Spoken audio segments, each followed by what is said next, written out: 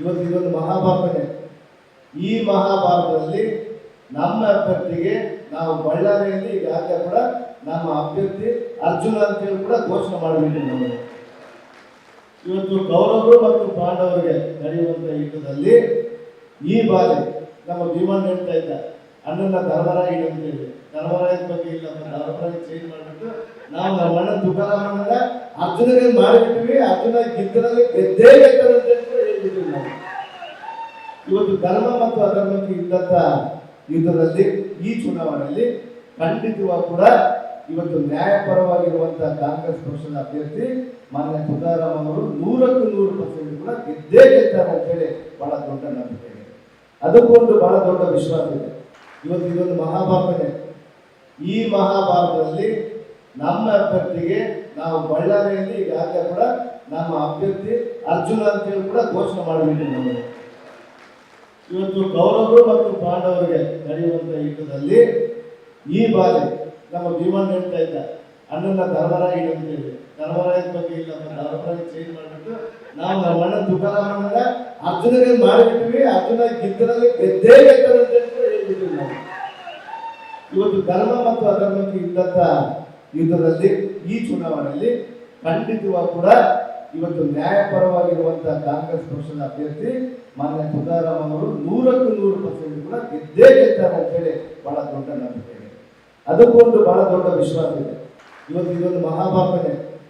ಈ ಮಹಾಭಾರತದಲ್ಲಿ ನಮ್ಮ ಅಭ್ಯರ್ಥಿಗೆ ನಾವು ಬಳ್ಳಾರಿಯಲ್ಲಿ ಈಗಾಗಲೇ ಕೂಡ ನಮ್ಮ ಅಭ್ಯರ್ಥಿ ಅರ್ಜುನ ಅಂತೇಳಿ ಕೂಡ ಘೋಷಣೆ ಮಾಡಬೇಕು. ನಾವು ಇವತ್ತು ಕೌರವರು ಮತ್ತು ಪಾಂಡವರಿಗೆ ನಡೆಯುವಂತ ಯುದ್ಧದಲ್ಲಿ ಈ ಬಾರಿ ನಮ್ಮ ಭೀಮಣ್ಣ ಹೇಳ್ತಾ ಇದ್ದ ಅಣ್ಣನ ಧರ್ಮರಾಯ ಅಂತೇಳಿ, ಧರ್ಮರಾಯದ ಬಗ್ಗೆ ಇಲ್ಲ, ಧರ್ಮರಾಯ ಚೇಂಜ್ ಮಾಡಿಬಿಟ್ಟು ನಾವು ನಮ್ಮ ಅಣ್ಣ ತುಕಾರಾಮಣ್ಣ ಅರ್ಜುನಿಗೆ ಮಾಡಿಬಿಟ್ವಿ, ಅರ್ಜುನ ಗೆದ್ದರಲ್ಲಿ ಗೆದ್ದೇ ಗೆದ್ದರು ಅಂತ ಹೇಳ್ಬಿಟ್ಟಿವಿ ನಾವು.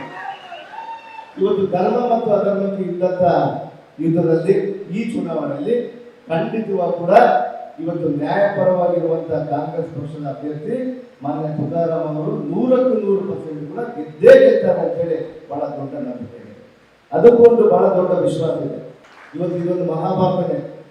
ಈ ಮಹಾಭಾರತದಲ್ಲಿ ನಮ್ಮ ಅಭ್ಯರ್ಥಿಗೆ ನಾವು ಬಳ್ಳಾರಿಯಲ್ಲಿ ಈಗಾಗಲೇ ಕೂಡ ನಮ್ಮ ಅಭ್ಯರ್ಥಿ ಅರ್ಜುನ ಅಂತೇಳಿ ಕೂಡ ಘೋಷಣೆ ಮಾಡಬೇಕು. ನಾವು ಇವತ್ತು ಕೌರವರು ಮತ್ತು ಪಾಂಡವರಿಗೆ ನಡೆಯುವಂತ ಯುದ್ಧದಲ್ಲಿ ಈ ಬಾರಿ ನಮ್ಮ ಭೀಮಣ್ಣ ಹೇಳ್ತಾ ಇದ್ದ ಅಣ್ಣನ ಧರ್ಮರಾಯ ಅಂತೇಳಿ, ಧರ್ಮರಾಯದ ಬಗ್ಗೆ ಇಲ್ಲ, ಧರ್ಮರಾಯ ಚೇಂಜ್ ಮಾಡಿಬಿಟ್ಟು ನಾವು ನಮ್ಮ ಅಣ್ಣ ತುಕಾರಾಮಣ್ಣ ಅರ್ಜುನಿಗೆ ಮಾಡಿಬಿಟ್ವಿ, ಅರ್ಜುನ ಗೆದ್ದರಲ್ಲಿ ಗೆದ್ದೇ ಗೆದ್ದರು ಅಂತ ಹೇಳ್ಬಿಟ್ಟಿವಿ ನಾವು.